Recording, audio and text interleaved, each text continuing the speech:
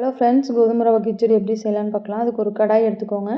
கடாயில் 2 ஸ்பூன் எண்ணெய் ஆட் பண்ணிக்கோங்க. எண்ணெய் காஞ்சதுக்கப்புறமா 1/2 ஸ்பூன் கடுகு, 1/2 ஸ்பூன் கடலைப்பருப்பு ஆட் பண்ணிக்கோங்க. அது நல்லா பொரியட்டும். பொரிஞ்சதுக்கப்புறமா கட் பண்ணி வச்சுருக்க பெரிய வெங்காயமும் ஒரு கொத்து கருவேப்பிலையும் போட்டு அதை நல்லா வதக்கி விட்டுருங்க. வெங்காயம் வதங்கினதுக்கப்புறமா கட் பண்ணி வச்சுருக்க தக்காளி ஆட் பண்ணிக்கலாம். நான் மீடியம் சைஸ் ஒரு தக்காளி எடுத்து அதை ஆட் பண்ணிட்டேன். அது நல்லா வதங்கட்டும். அப்போ இஞ்சியை இடித்து போட்டுக்கலாம். அதுக்கப்புறம் தேவையான அளவு பச்சை மிளகா ஆட் பண்ணி நல்லா வதக்கிக்கோங்க. இப்போ கட் பண்ணி வச்சுருக்க காயை ஆட் பண்ணிக்கலாம். பீன்ஸு, கேரட்டு, அதுக்கு தேவையான அளவு மஞ்சள் தூள், உப்பு இதை போட்டு எண்ணெயிலேயே காயை ஒரு வாட்டி நல்லா வதக்கிக்கோங்க. காய் ஒரு 50% வெந்ததுக்கப்புறமா ரவைக்கு தேவையான அளவு தண்ணி ஆட் பண்ணிக்கலாம். நான் 2 டம்ளர் ரவைக்கு 6 டம்ளர் தண்ணி எடுத்திருக்கேன். அதுவே போதும்.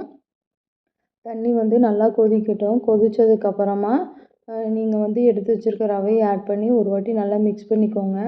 மீடியம் ஃப்ளேமில் வச்சு மிக்ஸ் பண்ணிவிட்டு அதை ஒரு வாட்டி நல்லா க்ளோஸ் பண்ணி வச்சுக்கோங்க. க்ளோஸ் பண்ணிவிட்டு மீடியம் ஃப்ளேமில் ஓரளவுக்கு பாயில் ஆனதுக்கப்புறமா ஓப்பன் பண்ணி தேவையான அளவு கொத்தமல்லி தழையை போட்டு ஒரு வாட்டி க்ளோஸ் பண்ணி வச்சுக்கோங்க. தண்ணியெல்லாம் நல்லா சுண்டட்டும். அவ்வளோதான், சூப்பரான கோதுமை ரவை கிச்சடி ரெடி ஆயிடுச்சு. இந்த வீடியோ உங்களுக்கு பிடிச்சிருந்தால் லைக் பண்ணுங்கள், ஷேர் பண்ணுங்கள், கமெண்ட் பண்ணுங்கள். மறக்காமல் சப்ஸ்கிரைப் பண்ணிவிட்டு பக்கத்தில் இருக்க பெல் ஐக்கானை கிளிக் பண்ணிக்கோங்க. பாய்.